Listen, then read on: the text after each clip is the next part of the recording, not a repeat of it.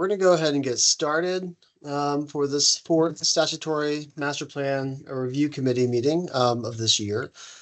Greetings, I'm Stephen Gentile, the executive director here at the Tennessee Higher Education Commission. And we have, I think, a good day set up ahead of us for the next hour and a half or so.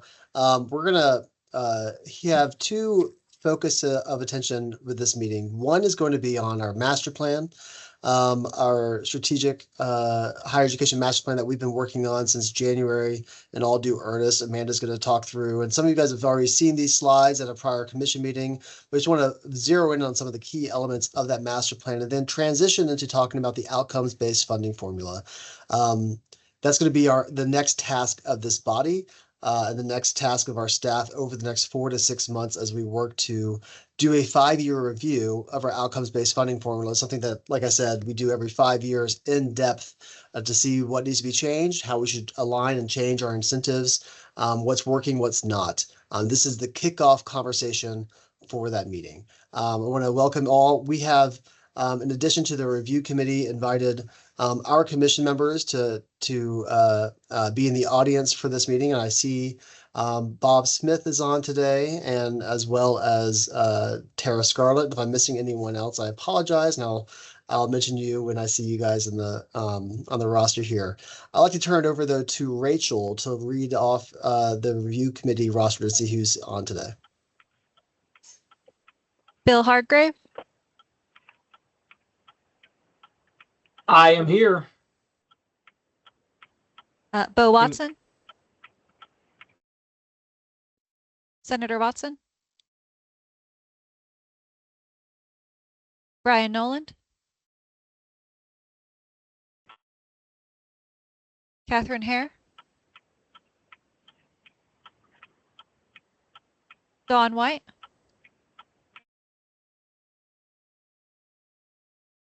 Dwayne Tucker. Present. Flora Tidings. Present. Present. Thank you. Gary Hicks.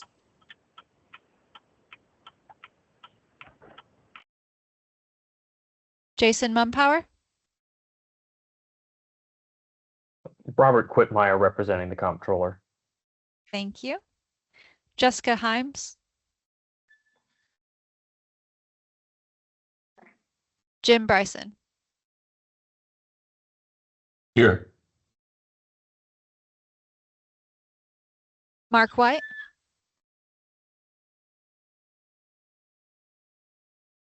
Representative White. Michael Licari. Yep, I'm here. Thank you. Thank you. Bill Oldham. I'm here. Thank you. Randy Boyd. I'm here. Thank you. Sydney McPhee. I'm here. Thank you. Cameron Kahn. I'm here. Thank you. Dr. Gentile, you have 10 members present, and that is a quorum. Okay, thank you. Thank you, Rachel. I believe Dr. Brian Noland also just joined. Hello, President Noland. Hey, good afternoon. Sorry, I'm a couple minutes late. That's okay. We're just getting started here today. As a reminder about this board, a couple of things. First of all, this is a body that discusses and deliberates. We don't typically have agenda items to vote on. It's more of a guiding conversation to help inform the TX staff and the commission on your perspectives of where we should go. And we treat the discussion as recommendations on the pathway forward. Second, we do have Cameron Kahn on today. She's the TACUA president. She joined this body with the statutory changes earlier this year. She knows us, and she reminded us she's going to be here for the master plan conversation of this presentation, and is going to drop off during the outcomes-based funding formula discussion. Her role does not extend on this board to discussing the outcomes-based funding formula. We've got a lot to cover today, and I'm looking forward to the discussion. And again, this is to kick off our outcomes-based funding formula review over the next 4 to 6 months with that. I'm going to hand it over to Amanda Clefane, our chief of policy planning and research, who's been working the more than anyone that I know of on this master plan and has put a lot of thought and energy into it to talk about where we are right now and where we're going. Amanda? Thanks, Stephen. Good afternoon, everybody. It's good to see you all again. Let me go ahead and pull up some slides really quick. One thing I think for order of procedure too, I just wanted to note that we do not have any public comment at this time. And so just wanted to make that effective for the record. But I'd Thank you, like to Amanda. you're welcome. I'd like to go ahead and talk to you all a little bit again about our master plan. And the hope today is not really all these slides you will have seen. A lot of this content we covered together in August. But really the hope for this conversation is to really tee up our outcomes-based funding formula discussion. Again, the statute really outlines and is designed such that the master plan is helping to drive forward that funding formula. And so what I wanted to do for a couple moments this afternoon was just to really refresh the group on where we are. So this slide may look familiar. This kind of outlines, as Stephen pointed out, the nearly year plus time that we've been spending in gathering the elements that are making up this strategic higher education master plan. We are really nearing the end of this road. You will see trustees event there listed in October. That's due to take place next week. Many of you all will be in attendance, and I'm looking forward to that. That's really going to be an opportunity for the boards of trustees for our public institutions across the state to really engage with the plan and to contemplate their own strategic planning processes. This is going to tee up our commission meeting in November, which is really where our board will consider the master plan for approval. Should they decide to approve the master plan, we will then be launching this plan and have a series of steps in order to make sure that that is disseminated broadly. And so really what we've been doing in the meantime since we last gathered has been really taking the outline that you have all seen and transforming that into a narrative document. So as a quick reminder, what is centering us as it relates to this master plan? And it's really on enhancing value for higher education in Tennessee. We recognize that there are a lot of really strong foundations that we have as a state have to build upon, including a lot of the data that show us that a higher education credential is meaningful for those students who earn those degrees. And in particular, I want to highlight that earning of the degree. You can see here on this slide those earnings outcomes for graduates, as well as their resiliency in the job market and otherwise. But what we do also know is that Tennessee needs to educate more individuals in order to meet those projected workforce needs. The slide here on the left is from Georgetown and really shows us that 63% of Tennessee's jobs will require some form of post-secondary training in 2031. So really just emphasizing, I think, that higher education is so important, not only to the students and families of our state, but also to our state's economic competitiveness. And so throughout this planning process, we've really identified 3 cornerstones that I want to remind the group of this afternoon. The first is to have a higher education system that is better aligned. One that strengthens alignment between the higher education enterprise, our K-12 or secondary partners, and the workforce to maximize our efficiencies, become continuous, and meaningful. And really, these 3 smaller circles on this slide represent 3 different objectives that we've associated with this aligned cornerstone. The first, having a more efficient and effective higher education enterprise. And this centers around some conversations that really highlighted, I think, opportunities for our state to continue to develop around credit mobility and reducing time to completion. Thinking through those ways that students are learning and recognizing those experiences in credit. The second objective is focusing on continuity and really recognizing the need for seamless pathways for Tennesseans, both those moving straight out of high school, as well as those who may be re-engaging with higher education after some time in the workforce. And again, that's where we're thinking a lot about stacking credentials and maximizing opportunities for those experiences that individuals bring in the classroom. And finally, the third objective in the aligned cornerstone is making sure that higher education is meaningful and that Tennesseans can connect their real-world skills and experiences to their learning.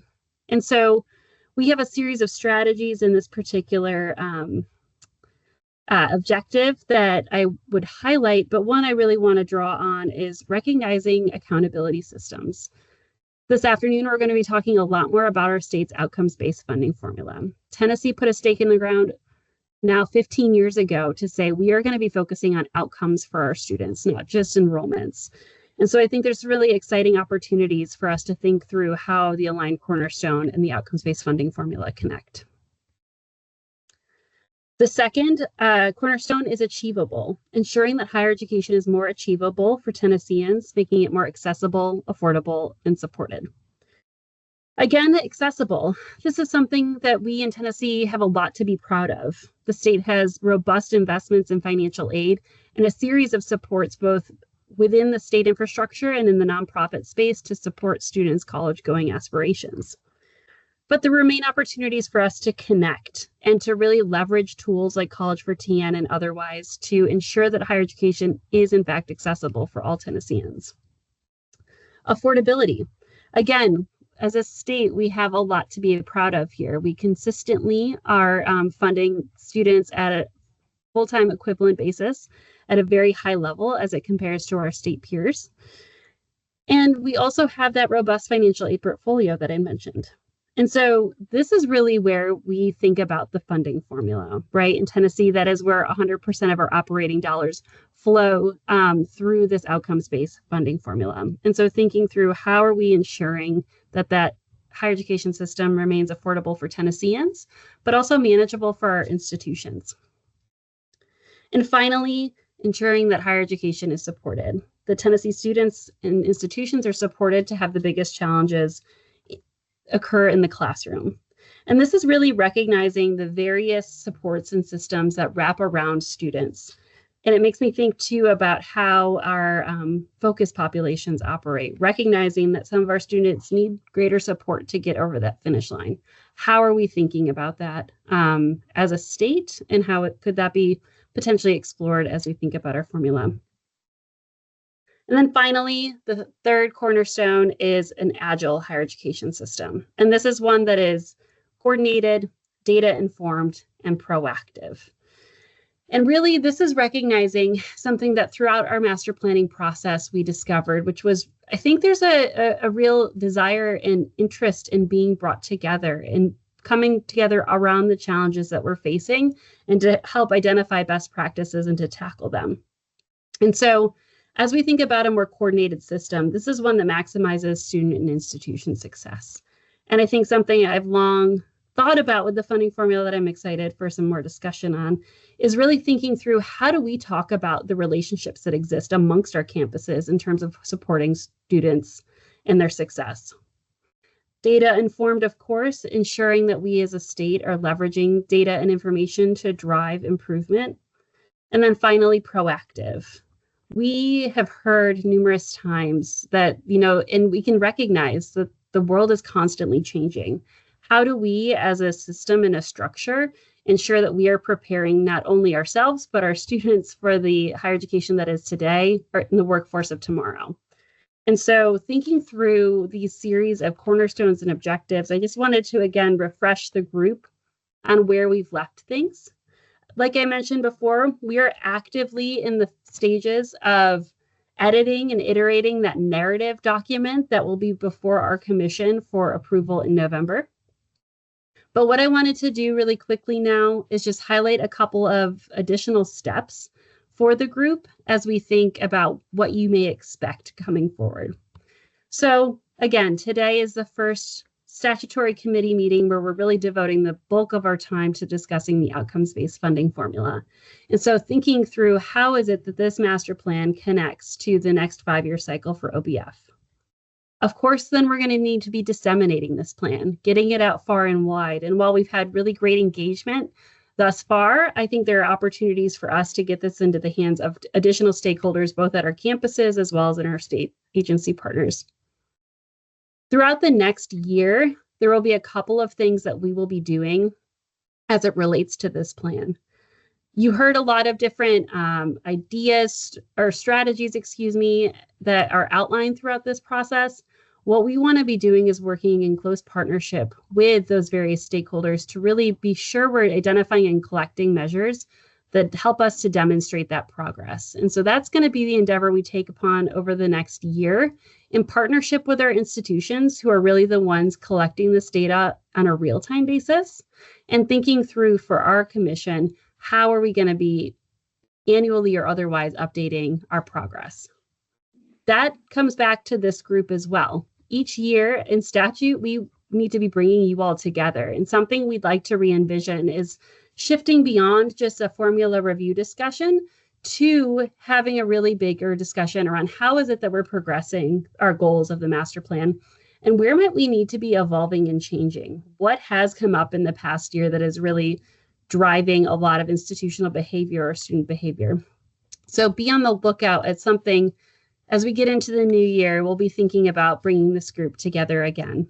And then, of course, and finally, conversations that we intend to be having with campuses over the next year include how it is that we're going to see this plan applied and taken up across our campuses. So I'm going to stop sharing my screen. And I just talked at everyone for a couple minutes now. Are there any questions for me as it relates to what I've just laid out, or any questions generally?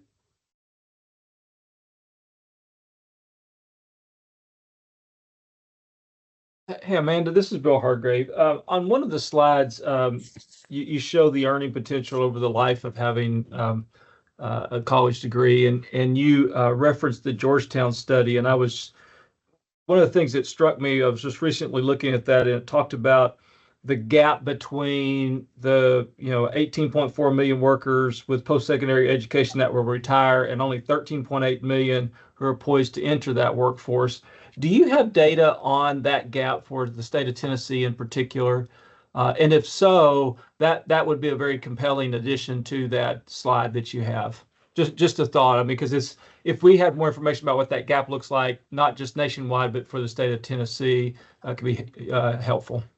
Yeah, no, I would need to look into that, but I really appreciate that point. Thank you, President Hargrave.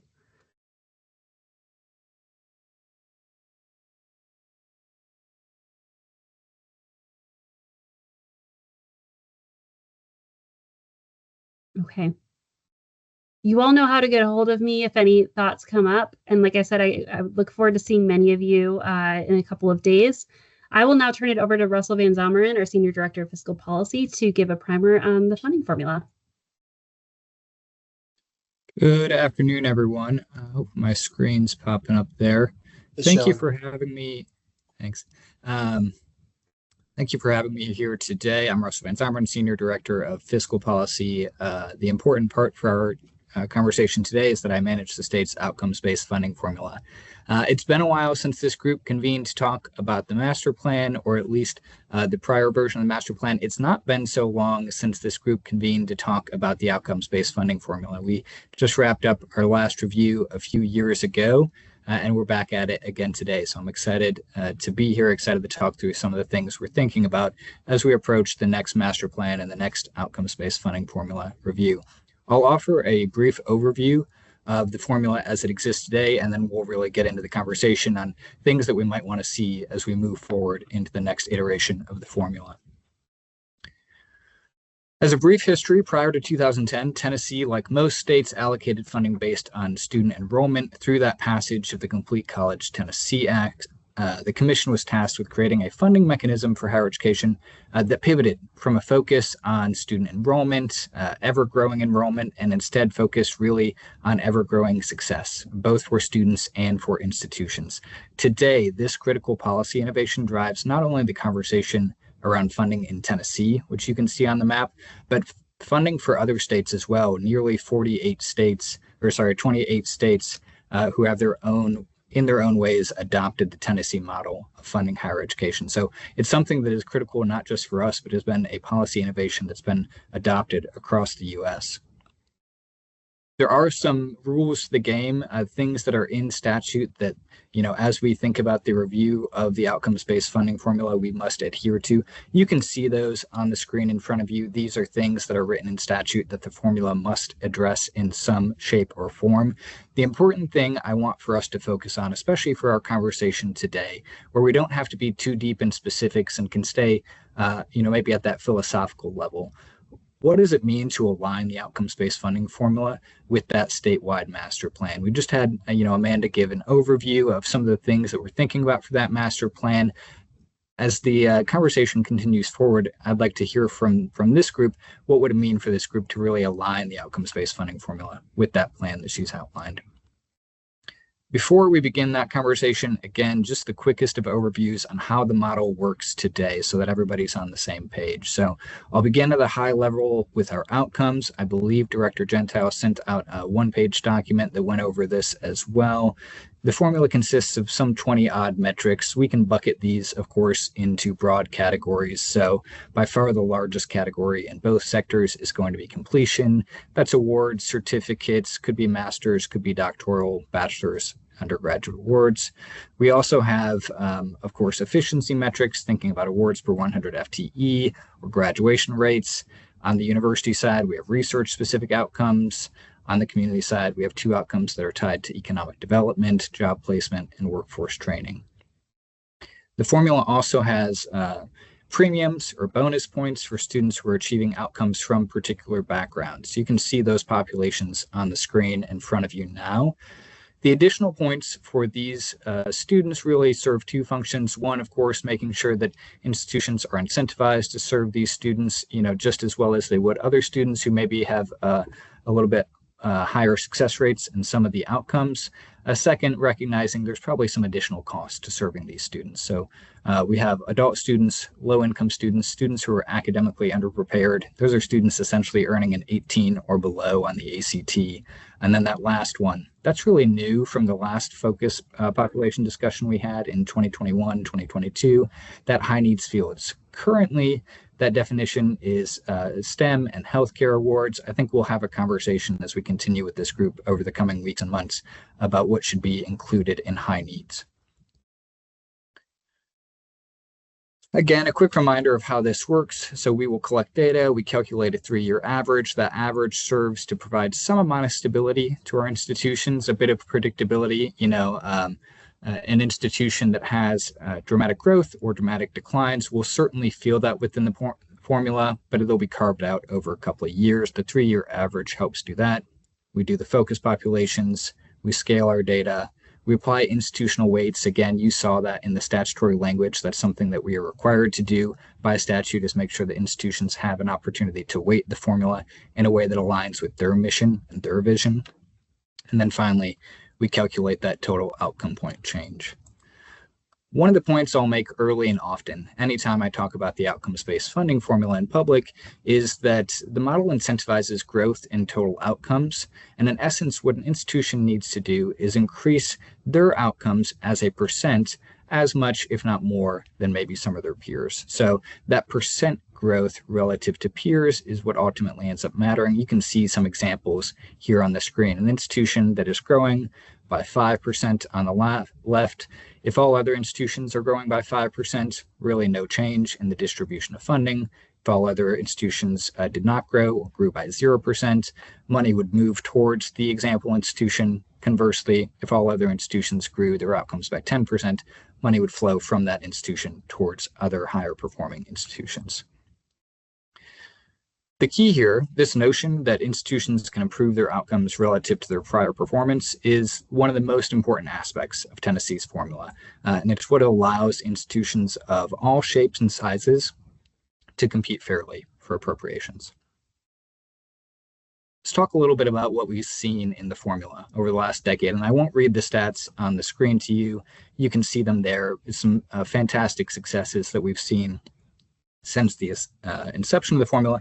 In addition to those metrics you see on the screen in front of you, we've seen great increases in efficiency. This is true at the university sector. This is true at the community college sector. Let's take a look at the community college sector. So thinking about a sector that is about 20% smaller than it was 10 years ago, at least based on FTE, we're seeing that our community colleges still have increases in associate degree production, up about 13%, certificates up 10%, great growth in dual enrollment, up nearly 70%.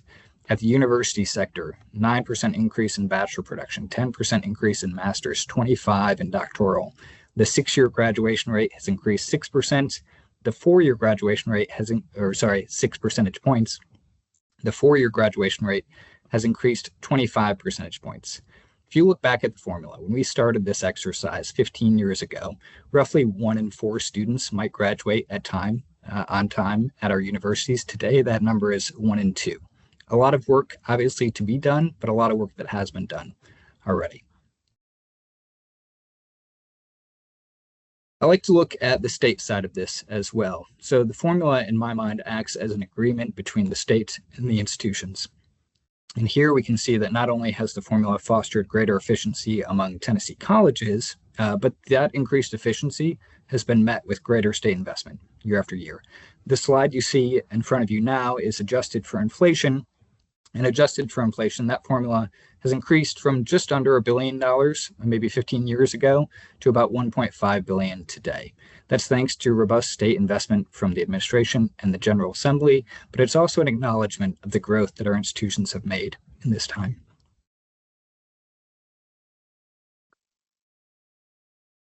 With that agreement that I just mentioned, it really sets the stage for our conversation today. You know, this idea that the state will set priorities and institutions will respond to them serves as the key underlying principle for outcomes-based funding. And it really is what I want us to work through as we have some time together today in the coming weeks or months. Today's conversation will set the stage for anything that we want to look at over the coming months, things that this body might wish to see more data on, more conversation on. We can reach out to other states. With that, of course, I have a set of some guiding questions that we can work through, but also I encourage you to speak up with your questions or your comments or concerns. I'll stop sharing my screen. I'll start us off maybe with an easy question. For those of you that have been around and have been working with the formula, whether that's 5 years or for the entire 15 years, what are those things that you feel like are going really well within the formula, maybe are sacred within the formula, and as we go through this review that you would like to see held within that formula in the next iteration?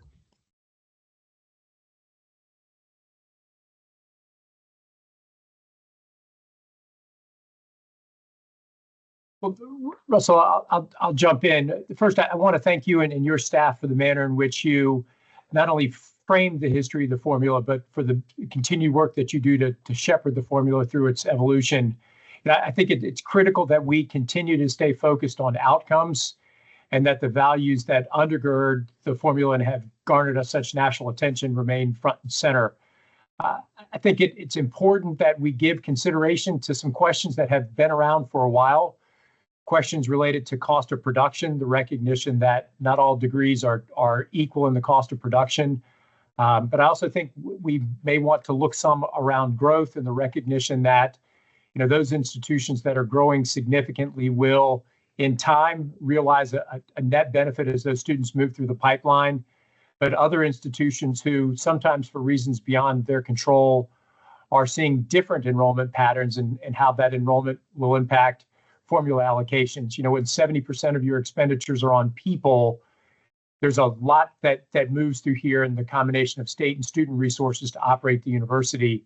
So I look forward to the conversation to come, and thank you for giving us a palette upon which we can paint. Of course, and thank you for those remarks. I think one of the conversations I fully expect we might have, and we brought in a partner from SHIO to help do some of this work, is around those focus populations. What values should they be at? Are they currently at the right levels to account for some of the challenges that those students and institutions serving those students might face? I also might expect that we'll have a conversation about whether those focus populations are the correct ones or whether there would be additional ones. Other thoughts?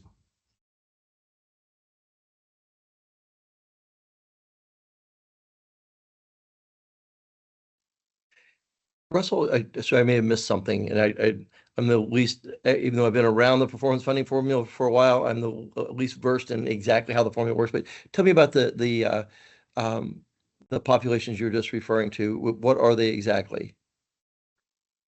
Great question. So there are really 3 focus populations that are student-facing. Adult students, any student that is 25 or older, low-income students, any student who is eligible for the federal Pell Grant, and then academically underprepared students. That premium is for our community colleges, and it looks at essentially students who have an 18 or below on their ACT or trigger a need for remedial education as they enter the institution. Any student that's in one of those groups that I just mentioned, if they hit an outcome point, so let's say you have a student at UT Martin and they earn 30 credit hours or 60 credit hours while they're there, and they're part of one of those focus populations, they would earn 1.8 points instead of just 1 point. So they're elevated. Those students, as they hit outcomes, count for more than students who are not in those groups. Okay, got it. Thank you for that. No, Russ, I'll take a stab at it here. Now, that slide that you showed about what is required of the funding formula itself, the first bullet point is direct ties with the statewide master plan. And the last time we had a full statewide master plan was 2015, which in higher education here in Tennessee is a completely different world than it is now. One thing that I think this formula could do a lot better is getting back to that master plan.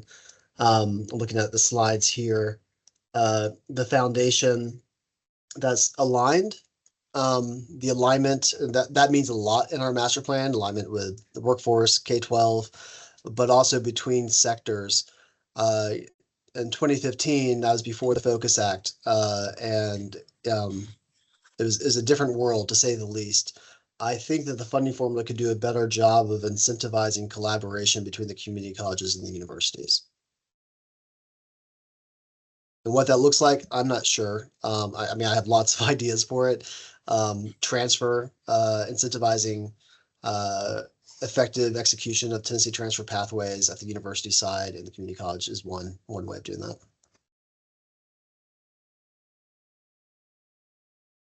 And Stephen, to follow up, this is Bill Hargrave. To follow up, Russell, it was either slide 2 or 3 that you had the, the things that the funding formula is supposed to be able to hit, and it had transfer activity. And Stephen, you just mentioned transfer activity, and again, I'm not an expert on our funding formula. I mean, I know it at a very, very, very, very high level. Where is transfer activity accounted for in the funding formula? And Russell, I've just noted that down from a slide because I had noted it down for things to talk about going forward, but it was in that earlier slide. So I'm trying to make that connection if there is a connection already in there. And President Hargrave, just to jump in, I put that slide. It should be showing up in your chat right now. Okay. Currently within the formula, it's recognized at the community college sector. So when a student earns 12 hours at a community college and then transfers on, that would be recognized. I need a funding formula historian here. I believe we might have had it at the university sector at a point in time. Is that right, Stephen or Russ? I know you're on the call. That is correct. Up until 2015, there was a transfer outcome in the university sector. Okay, so that's what you're talking about. Okay. We removed it back then. We have discussed in the past about should we have a transfer in measure for our universities, like they get rewarded for transferring in students. Community colleges get rewarded for transferring out. That has been a discussion before. I don't think it got a lot of consideration, but that's where my mind has gone to in that prior comment I just made. Okay. Well, I know, Russ, you had asked for comments on the existing, but I think before we get to the things that we should be thinking about, I've got a list of things that we should be thinking about. But I'll just for what it's worth on the existing formula, I came from a state that fortunately the university I was at, there was a constitutional entity, so we really didn't actually have to worry about the funding formula, but there was an effort to do the funding formula when I was in the state of Alabama, and the state of Tennessee was the model that they used, as most states do. And now that I'm here, I can and do appreciate the basic elements of the model. It's consistent and it's predictable, right? We have things, right, as we went to a responsibility-based budgeting system here on our campus for all of our deans, really, which mimics in many ways the outcome-based funding formula because it puts things under the controls of the deans, right? As a president, I know which levers I need to pull then to affect change in the funding. And so from that perspective, I really do appreciate that. I think there's some things we need to work on to update. And again, I'll hold that discussion until we get there, but I do appreciate it for what it is, and that is the consistency and the predictability. Thank you. Commissioner Bryson, I saw your hand, and then President Oldham will come to you. Well, I may need to ask, are we going to talk about specifics of the funding formula in a few minutes? Is that what Dr. Hargrave was talking with? Okay, I'll hold my comment until then. That's fine. Sorry, I want to be clear here that our time together is really for you all. And so I'll have some questions and things that I'll ask to help prompt some conversations. But at any point, if you have any thought that you want to make part of the conversation, know that we welcome that feedback, whether it's specific or whether it's philosophical. Well, my question, I'll make it real quick. My question is, I noticed that you were talking about making it aligned with state priorities on the funding formula, and we've got job placements in community colleges, but not in universities as a piece of the formula. Sounds like it was probably intentional to do it that way, but I don't understand that. Is there a thinking behind that? I'll answer what I know, and then Stephen, I may have to have you hop in as well. My understanding, a job placement there was really intended to track those programs that were hyper-focused on getting someone ready for the workforce, so something that's a short-term certificate and their associate degree, not a generalized transfer, and then tracking them at a point in time that was data that the community colleges were already tracking. And then we pivoted it maybe 7 or 8 years ago to use that P20 system. The heart of your question, though, about whether we should be doing a similar exercise for our universities is a conversation that's very much alive and one that I expect we'll continue to have. Yeah. Yeah, great. Good. I'm glad to hear that because it seems like it should be there from my perspective anyway. Thank you. Sure. President Oldham. Yeah, so I guess I'm one of the few people that have been around since 2010. But I will say this, there's a lot for us to be proud of with what's happened in Tennessee and the funding formula. A lot of great things have come out of it. And I think we've definitely proved that behavioral economics is real, and it, where you put resources will change behaviors. I do think going forward, we need to be cautious, however, because what got us to this point may not be what will get us to the next. And particularly on the university side, as important as the funding formula is, that still is a minority position financially for all of our campuses. And so there's an even bigger economic factor, and that's enrollment, tuition, and all that comes with that. So, as we look at alignment with the state priorities and master plan, I think we don't want to ignore the broader economics that we all face on our campuses for enrollments and responding to those things that drive enrollments. And if we're smart, I think we will try to coordinate these things and align them in such a way that you get that much more movement in the right direction, because they're not exclusive of one another, certainly. But if we're not careful with the funding formula, we might put ourselves in an awkward position, and I'd hate to see that. Thank you.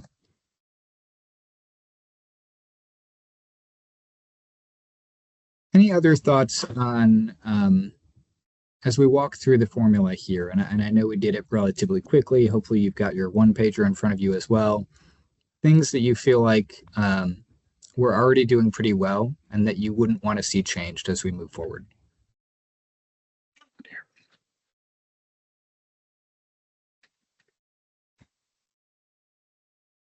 Well, let me ask this, because we've touched on this just a little bit. In thinking about the next iteration of the formula and aligning it with the master plan, we've got 3 big pillars in this master plan, and underneath each of those, maybe some key ideas that we expect the state will be pursuing.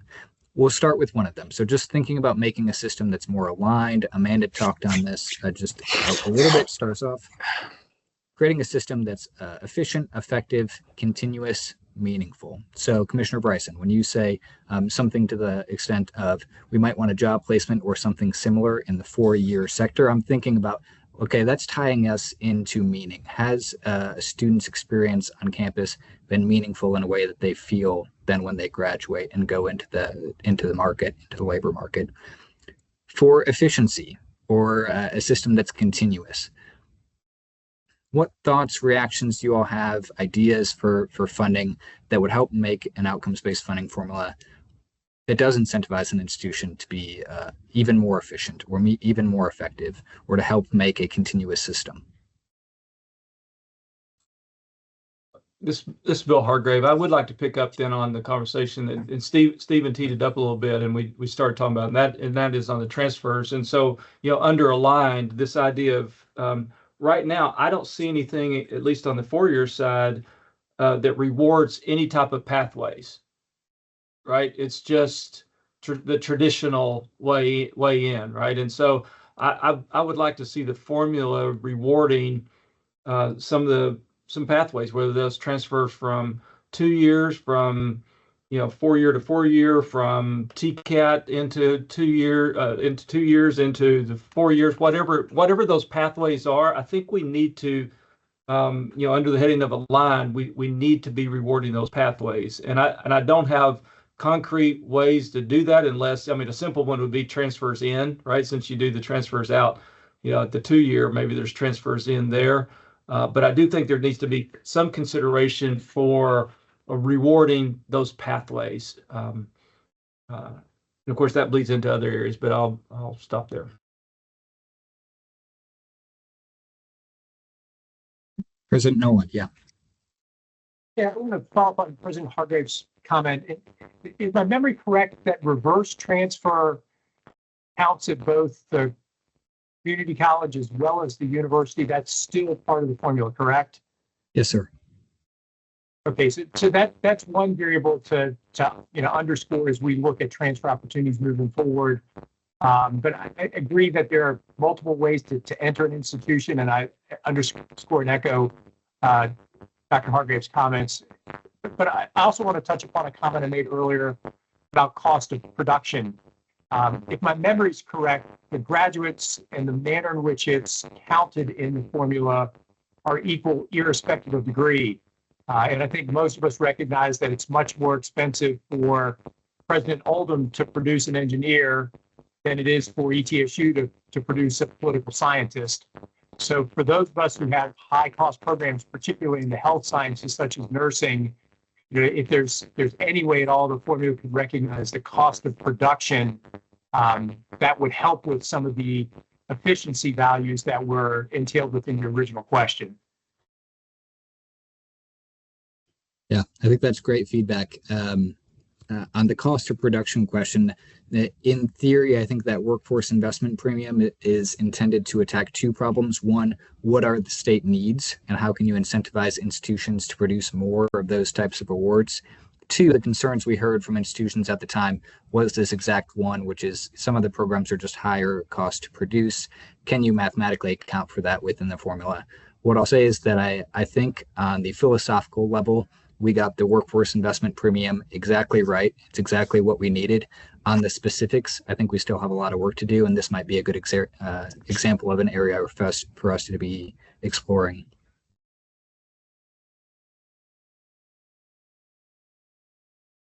I'm just thinking out loud, and I think the answer is yes, but just because a program costs more to produce, does it produce more value to the economy or society? I mean, using good examples of some engineers, nurses, maybe architects, but I guess we just want to be thoughtful about it, make sure that we don't want to give an incentive to make your programs cost more. We want to make sure that they're aligned with the workplace. Yeah, and this is Bill again. Randy, that's a really good point, because I was thinking when Brian was talking about, some of these things are expensive to produce, but there's also other fields that aren't that expensive, but we really need people. And I'm thinking about teachers, right? And is that captured in the high need fields under focused populations. Is some of that captured there, what Brian's talking about? And then I think it then would pair with what Randy's talking about as well, is, some of these things, they may not be that expensive, but they're really needed. And again, I was thinking of teachers in particular, right? It doesn't cost us a lot to produce teacher, but man, we really got a shortage of that. Just wondering how all that's captured in there, given what Brian and Randy talked about. Great question. Julia, I see you're on the call. Would you mind dropping those SIP codes that are currently included in the workforce investment premium into the chat? That should probably clear up some of this. I don't believe teachers are a part of that workforce investment premium currently. And honestly, teachers and a few other examples, I think social workers come up, can prove challenging for any of these conversations where we have a lot of data that suggests that these careers are in demand. But if you introduce a wage element to them, sometimes they get pulled out of that metric. And it's something we'll have to be careful of as we move forward. Stephen, yeah. Yeah, I was just going to add that that premium itself, first of all, that premium came back in 2022, and it was pushed forward by, at the time, Tony Nictojet and the governor, the administration. And the group agreed that would be the right approach. I think, though, and I knew immediately when we were putting it in, I was not comfortable with the definition of what we highlighted. It's STEM plus. And the rationale was there were already some high need definitions out there that were tied to other policy levers. We didn't want to introduce a new high needs measure. But I always intended to come back at this next meeting, this next review, to revisit what we're considering high demand, high need for that premium. Because education, nursing, I mean, nursing is a part of it, but there's a lot that's high need that doesn't make that definition.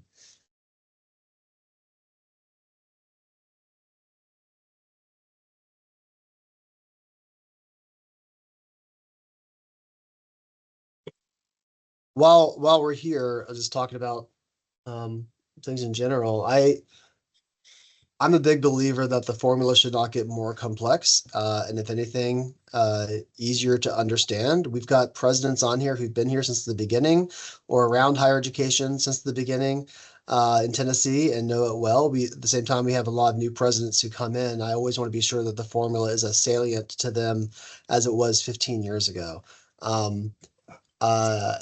If we add to the formula, I also want to have a serious conversation during this review cycle of what we should take away as well, to maintain that balance of simplicity that's there. In that first message I have up here, you can see a number of bullet points that do need to be addressed. For instance, we need to have research and development, R&D in the formula. Whether that's a good idea or not, I think it is a good idea. It's also a requirement of the law, but what can we work with to remove from the formula for the sake of simplicity? I see Chancellor Tidings have raised her hand.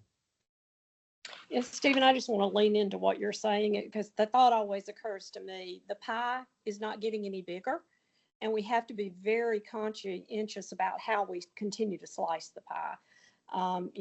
You alluded to the fact, if we put something in, what are we going to take off in order to make that work for everyone? So it becomes a lot more complicated when you're talking about technical colleges, community colleges, and universities. The systems all look a little different.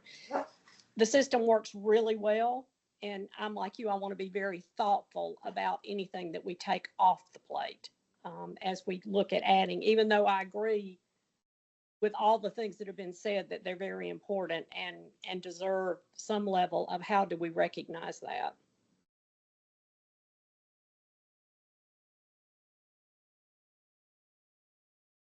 I think that's helpful. Thank you. President Oldham. Yeah, so really on the same line, I'm overall, clearly the formula has driven a lot of increased productivity across all sectors. But I would guess, and I don't have the data, you guys would, that there are some parts of the formula that have probably been much more useful and at driving those changes than other parts of the formula.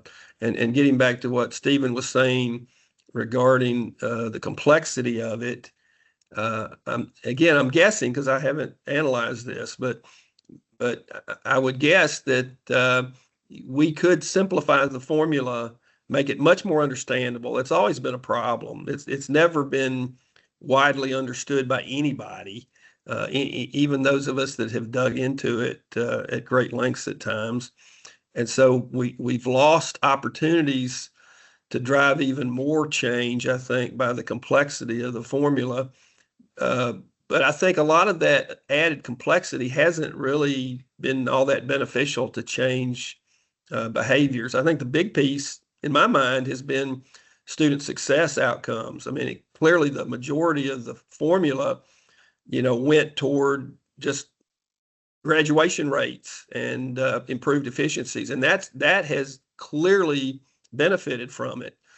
The rest of this stuff that we end up debating and arguing about a lot, to me probably hasn't moved the needle all that much. But again, I haven't analyzed it. So I would encourage THEC to do some more in-depth analysis of the different components in the formula to see what's really been responsible for driving the bulk of the change.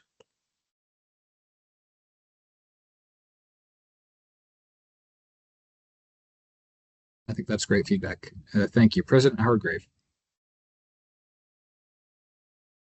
So we were talking about the aligned part of it. I've got one under achievable that I'd like for us to at least think about or consider, and this would fit under the focused population. We have adult and low income and high need. One of the things, if we think about getting students to college, we still have in the state of Tennessee many first generation college students. A significant amount. Well, I think there needs to be some premium for that. First of all, their first generation students have more needs than those who are not, right? Because they don't know the system. It's just you have to spend more on student services.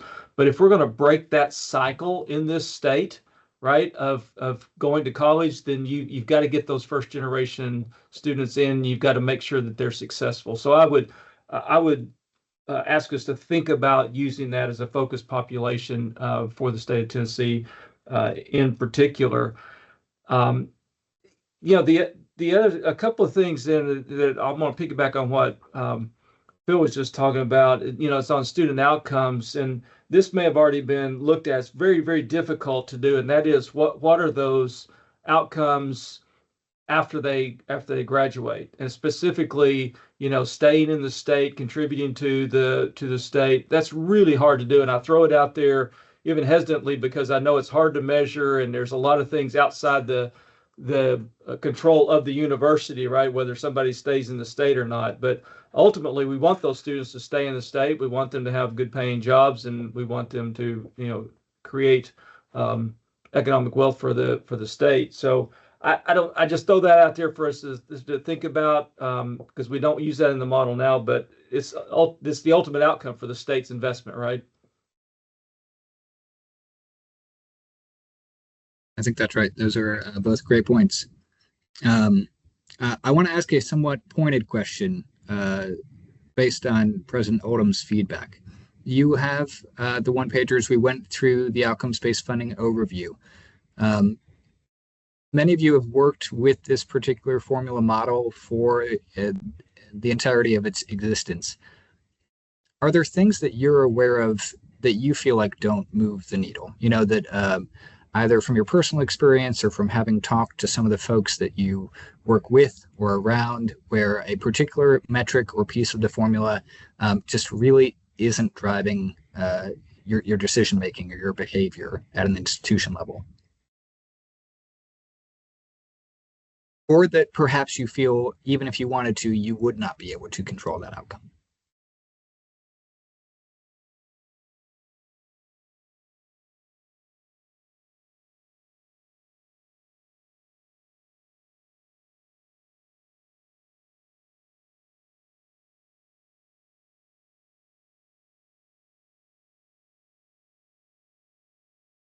Well, I'll take a stab at it. I'll approach it the opposite way. What are the things that we spend most of our time trying to do something about? And that's increasing the number of graduates. You know, if I mean that hits the efficiency as well as the quantity. But you know, the way I simplified the formula for my campus is always the more students you graduate, the more money you get. That's, you know, that's as simple as I can make it for them, and they get that, they understand that, and those are levers we can do something with typically.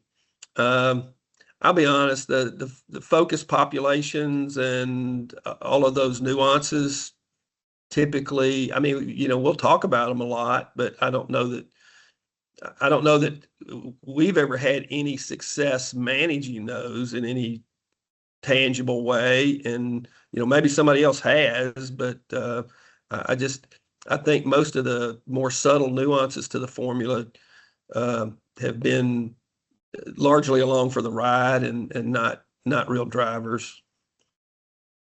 If I can make a comment, and this is, I'm going to say something sacrilegious, but you know, as I think about the formula, I agree with everything that we're incentivizing.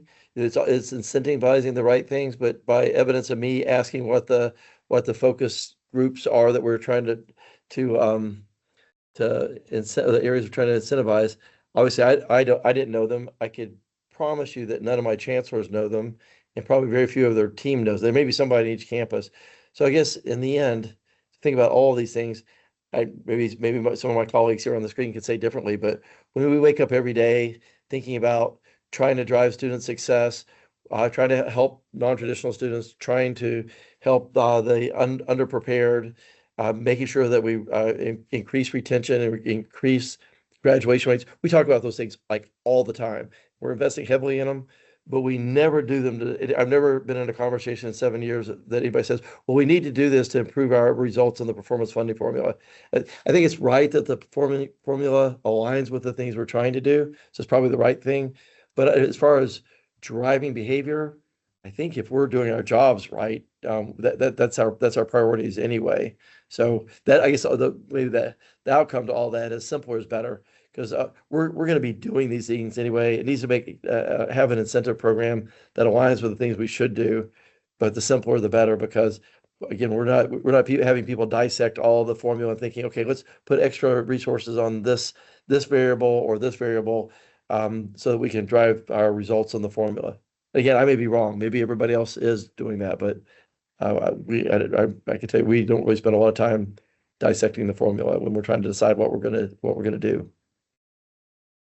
I think that's totally fair feedback. What we see on our side, at least looking at the data, there are institutions obviously that are very intentional about increasing outcomes or specific outcomes and seeing that move money within the formula. There are also institutions, to your point, that are doing what they think is best and hoping that the formula rewards them.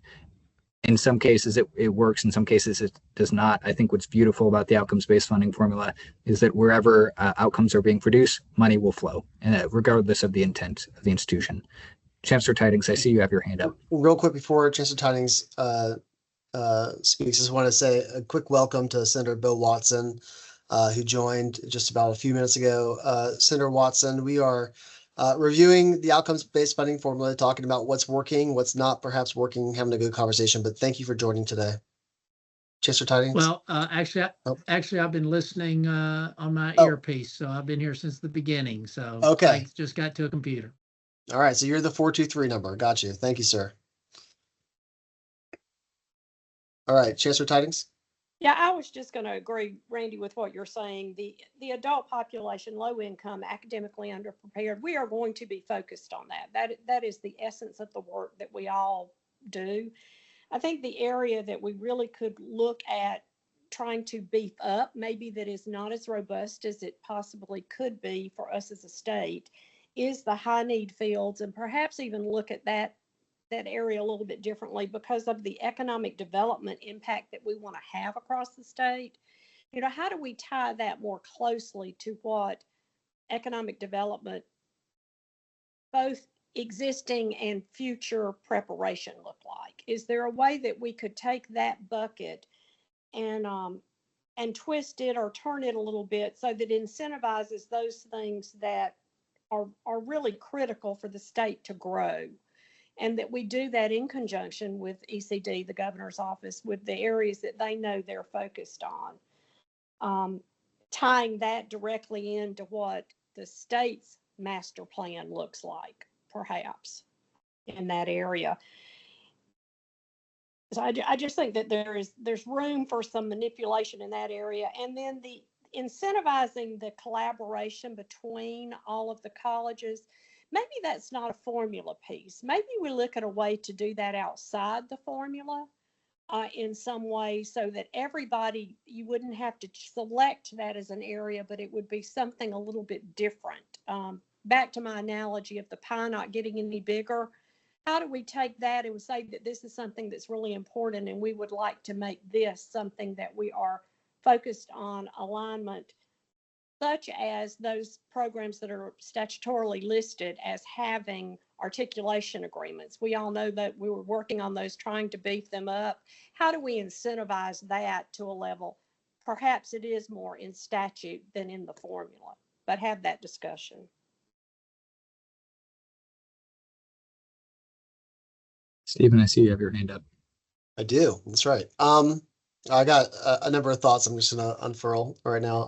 One is, the power of the funding formula is not just that it incentivizes or rewards activity that's happening already, but also it's symbolic. This is where we're succeeding as a system, a higher education enterprise, so that when Commissioner Bryson and Chairman Watson and others are thinking about where to put that next dollar, they know they're putting it somewhere good. You mentioned earlier, Russell, that the 4-year graduation rate has increased by 25 percentage points over the lifetime of the formula, yet it is not something that is directly incentivized in the outcomes funding formula, outside of the fact that outcomes are incentivized in the outcomes funding formula. I've heard a lot from legislators and other stakeholders at the state level as well. It came up in our master plan under alignment and efficiency. I'd really like us to move to where we are incentivizing and recognizing improvement on the 4-year graduation rate. It shows to our General Assembly and to the administration that we are putting our money where our mouth is on that.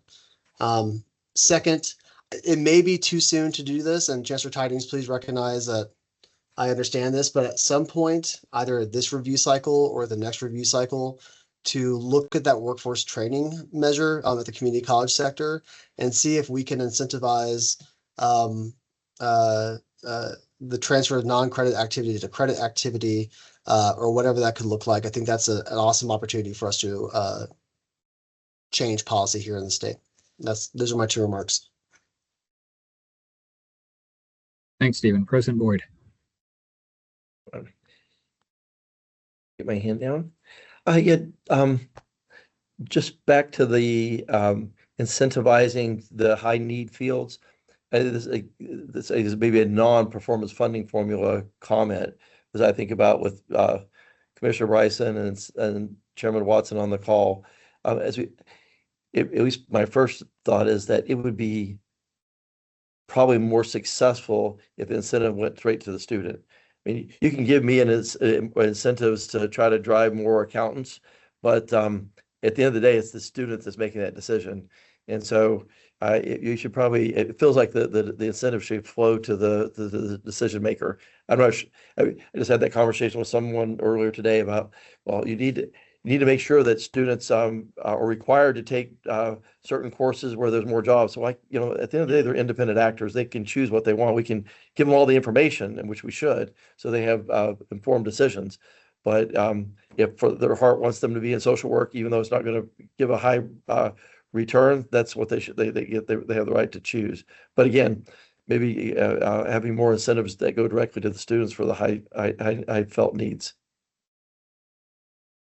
I think that's great feedback, and it ties back into something President Nolan mentioned, and something we think about a decent bit here at THEC, which is, the challenges, especially that maybe a lower income student might face in choosing a program, especially if that program is one that has non-mandatory fees or differential tuition. One of the ideas we kick around here at THEC, and that maybe could be a piece of the formula, is if the state is able to properly account for the additional costs of some of these expensive programs, could we lower it such that it's the same price if the student wants, to your point, to do social work or business or engineering or whatever it may be?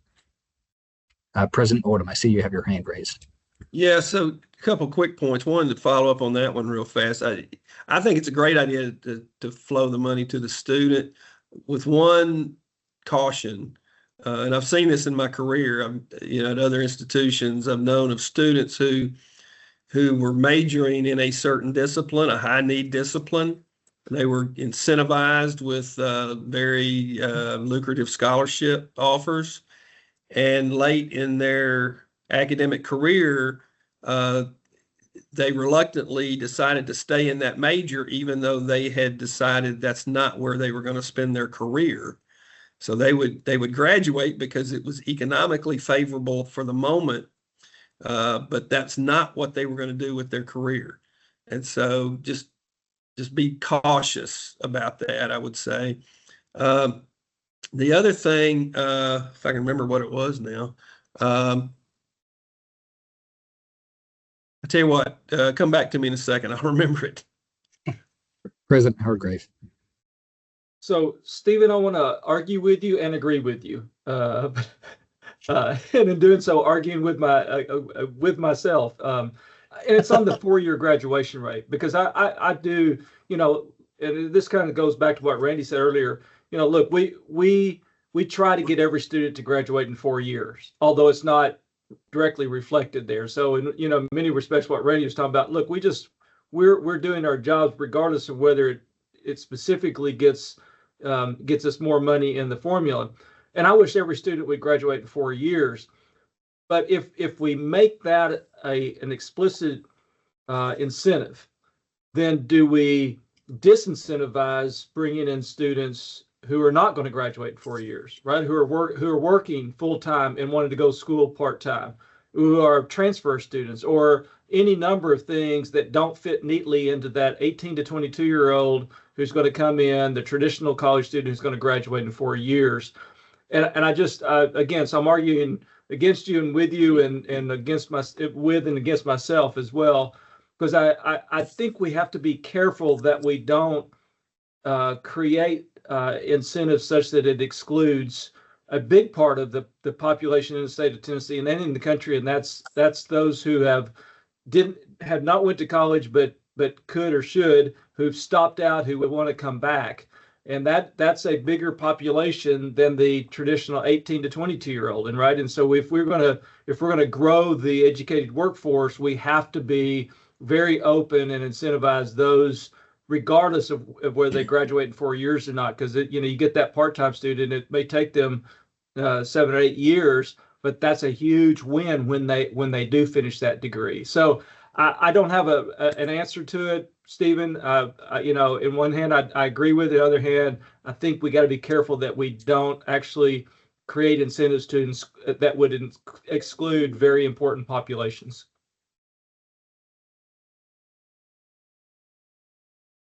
That's helpful. President Oldham.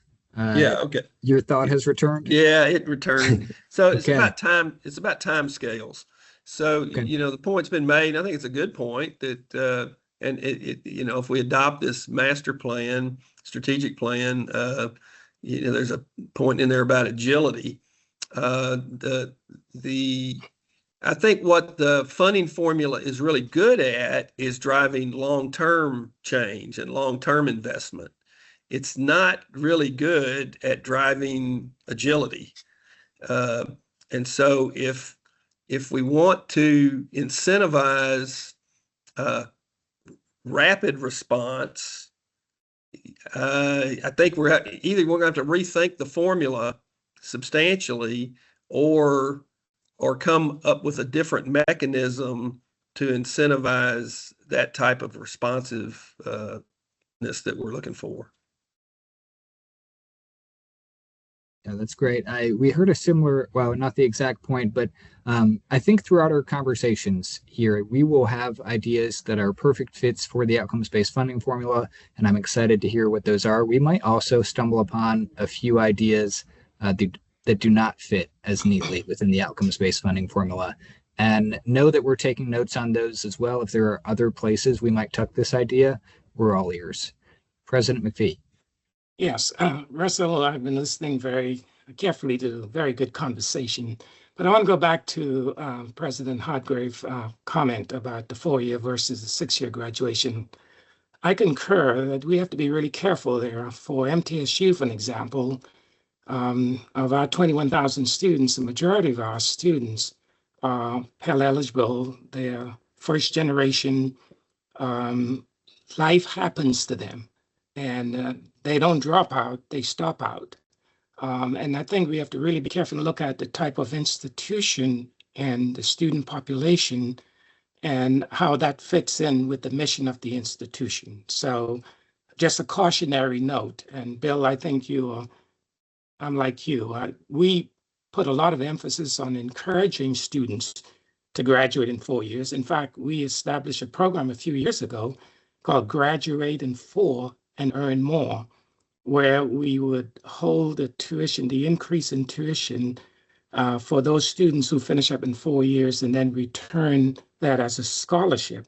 We saw some success in that, but again, the nature of our student population is such that compared with other institutions where students go full-time, they don't have families, etc., there's a difference there. So just want to add those comments.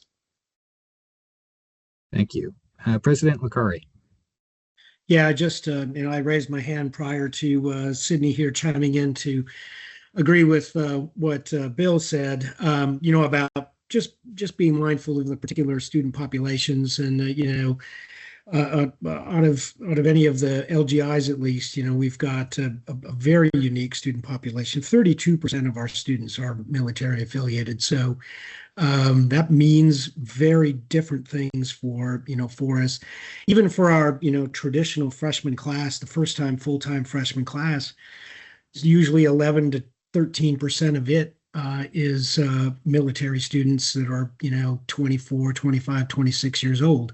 So they're full-time freshmen, first time, but they're also not the 18 or 19-year-olds that are coming straight from high school. So just to be very mindful of that. That said, I'll go back to what Randy said earlier. When we look at what behaviors and decisions are being driven by the performance formula at Austin P anyway, it's getting more students to the graduation stage, and that's as simple as that, right? That also helps us, address the ROI concerns that are out there amongst parents, right? Will my student graduate? Will they graduate with a reasonable amount of, student loan, if any? More than half of our graduates don't have any student loans, but it's still a topic of conversation that we have all the time with parents of prospective students. So that's the driver, from the performance formula on our campus here. All right. Thank you for weighing in on. I knew I was throwing a hand grenade with the 4-year graduation rate. It's a couple thoughts on that for those who aren't as close to it, who are listening in. That we are talking about the rate that affects full-time, first-time students if they start full-time during that cohort. I understand the sentiment there. I would say though that part of this is symbolically stating what's important to us, and it would be just as what can institutions do to increase that 4-year graduation rate? What can we do at the state level? What barriers do we have in place, whether it's through financial aid or other mechanisms that are preventing growth on it? At the same time, any institution that were to adopt a 4-year graduation rate or a 2-year graduation rate in the community college sector, which has not been proposed, you guys are not stagnant in those measures. You're a bit stagnant right now at the 6-year graduation rate. So that's not really giving you money. The 4-year graduation rate having grown about 25 percentage points over the last 15 years, and still have a lot of upward trajectory in it. Financially, I would think it's a win for institutions, but symbolically, I'm here, of course, for that conversation too. I should add, I said stagnant on the 6-year graduation rate. You're not stagnant, but there's a little upward movement that can come with that over the years with that. President Boyd. Yeah, I guess back to, it's a kind of repeating theme, but back to the maybe incentivizing for 4-year graduation. I'm with the rest of the group. We had to worry about that unintended consequences. If we're pushing that, are we then also disincentivizing the universities to reach out to non-traditional students? Because if you're a working adult, you're just not graduating in 4 years. But maybe alternatively, again, maybe there's incentives, again, not maybe within the formula, but external to that the state could provide for students to be able to graduate in 4 years or earlier. So direct incentives directly to the students. I'm also, and we're already doing this, but the more dual enrollment that students can take, the more they can reduce their time to graduation. That's probably maybe, as I think of, one of our scientists in the room could figure out if this is a true statement, but I believe that might be one of the best things that we can do to invest in shorter time to graduation. And Randy, I just want to add to your comment about incentive to the students. We actually saw that when we implemented this graduate in 4 and earn more, where the increase in the tuition rate over that 4-year period went directly to the student as a scholarship. And it really didn't hurt the institution because, again, you have a different population. So I think your point is well taken.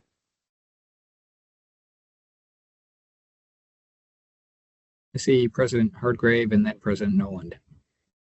Yeah, Randy made a good point about dual enrollment. I think that maybe there's some way to recognize that in there as well. I'm not sure, but I wanted to throw out something completely different. I don't want to get us off this topic, but I'll throw it out there and we can come back to it if necessary. And this is something that I've talked about for a couple of years. I don't think our state invests enough in the research of our universities. And I know research is a little tiny slice of the formula. I would argue that it shouldn't even be in the formula. It should have a separate funding mechanism and bucket for that.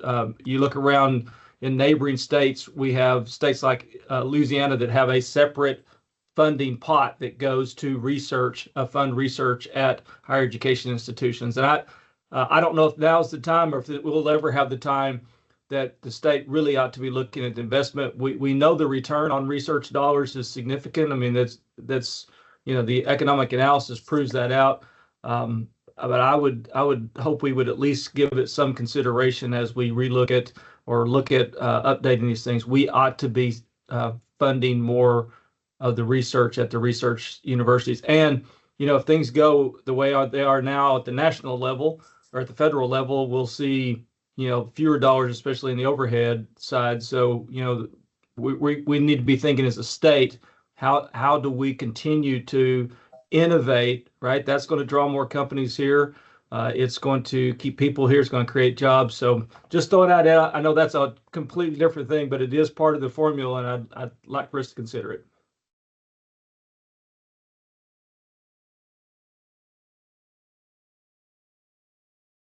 Thank you, President. I'll echo the comments around research, and there are multiple ways that states fund research, the predominance of which are not in formulas. There are things like Bucks for Brains in Kentucky or other elements where research is a standalone item. But I just want to touch back upon the graduation rate element. And part of this is the manner in which these points are calculated. So many of the cohorts of students that we've discussed from non-traditional on down the line aren't in the traditional calculations. Those 4, 5, and 6-year graduation rates are first-time degree-seeking freshmen who are in your defined cohort. So there was a comment made earlier around 6-year rates in some respects topping out. There are levers that we're all pulling from intrusive advising on down the line, but at a certain point, those 6-year rates will top out. So just from the manner in which the data is collected, if you're looking for growth, there may be growth on the table from the 4-year side that we hadn't considered.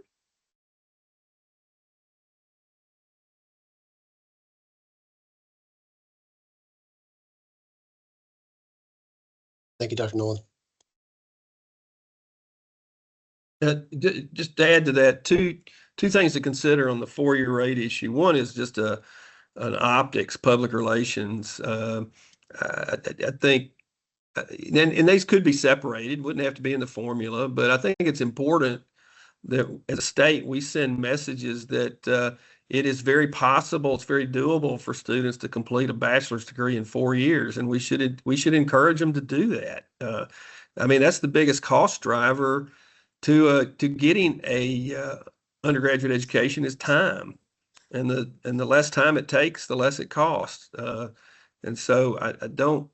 I mean, I understand that there are some students that that's just not possible, but our 4-year rates are still significantly underperforming where they should be. I think we all need to be honest about that, and we can do better than that. So, you know, if this is the way to encourage that, I think it's good.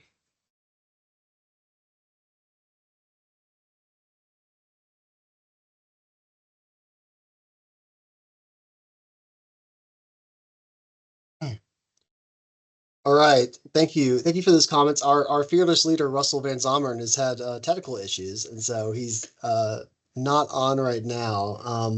Just give me a second to continue forward here. Are there any other areas of the funding formula to address? I will say one other clear thing that's important. The funding formula is at its best, in my opinion, when THEC staff are on the road and providing tools and resources to the current presidents and administrations. During the pandemic, we got out of the habit of making funding formula calls to our institutions, and we also no longer have what's called the dynamic model that allows institutions to predict better what an increase in an outcome will yield on appropriations. I think with sufficient effort on that with our new formula, no matter what comes out of this process, to be able to educate current presidents, new presidents as they come in will be an important next step for us. Other questions that I want to ask, and then we can parlay to the next conversation. In the last formula review cycle in 2022, we reduced the fixed cost component from about 22% down to 15%. I think we have as staff have not an interest in addressing that any further. We are also at the same time reviewing our quality assurance funding formula as well. There's a group dedicated to that. President Oldham's a part of that group that's ongoing. No matter where that morphs, should the quality assurance funding formula be worth more in the outcomes funding formula, more than the 5.45%? That's a question I'll be asking over the coming months as well.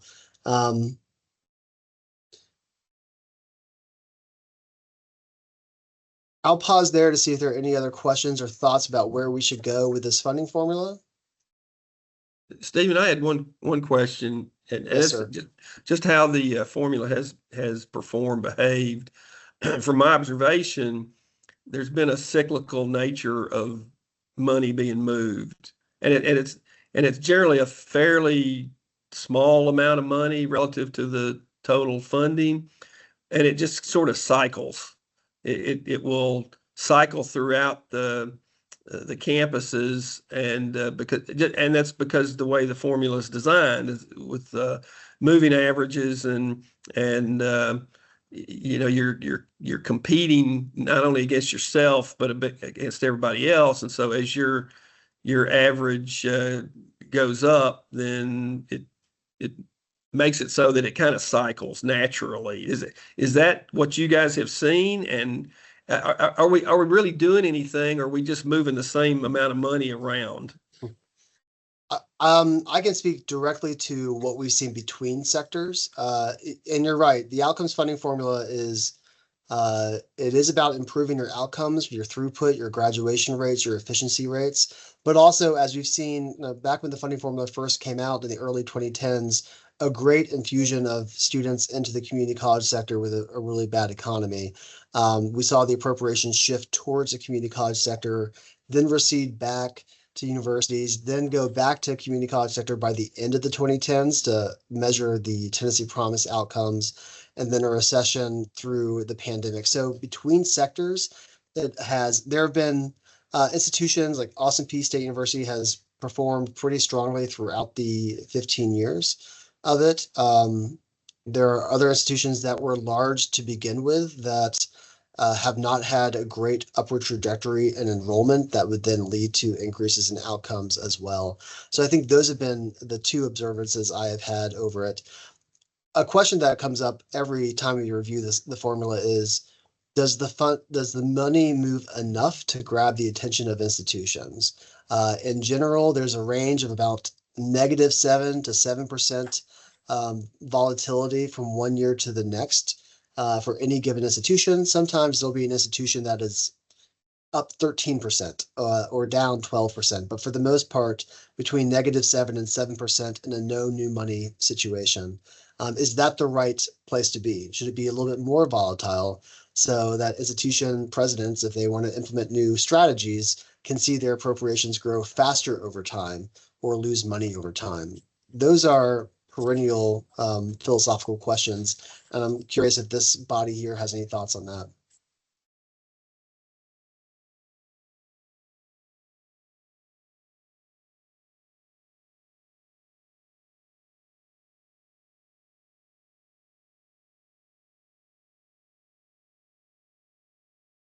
Looks like that's a no there. But if you do, here's our next steps here. Our next steps is to continue this conversation more in a one-on-one format, to hear from you and your teams, to continue the conversation with our own commission as well over the coming months. We do intend to reconvene this group in early 2026. I can't believe it's already October. Wow. In about 2.5 months from now, that'll be our next meeting of this group here to update on what we've heard and what conversations and where we want to zero in on our focus. Those conversations will include, of course, institutional leadership, as well as members of the General Assembly, the administration, those that are a part of this call here, and your associated staff as well. This has been, from my perspective, a really fruitful conversation, and I thank you for weighing in so quickly, and I look forward to where this conversation will go. Russell is still off. Is that correct, Julia? I am back, Stephen. Hey, Russell. Hey. Do you have anything else to add to this? I plan to get to it in the discussion. I think we're wrapping up, but I'll ask each of you if you have thoughts on things that you would like for our team to be looking into over the next couple of weeks, months, as we continue this conversation. And I'm thinking specifically here on two things. One, obviously, we are not the only ones in this space anymore. There are 29 other states doing this alongside us. Are there things from other states that you want us to say, how would that work if we were to do it here in Tennessee? We're happy to do that. Two, we've had a lot of great examples of this today. If there are questions that you have about the funding formula that might be helpful for us to answer before we convene again next time, please reach out, send those out. My team would be happy to look into them. And thank you for your time. Thank you all. It's good seeing you again.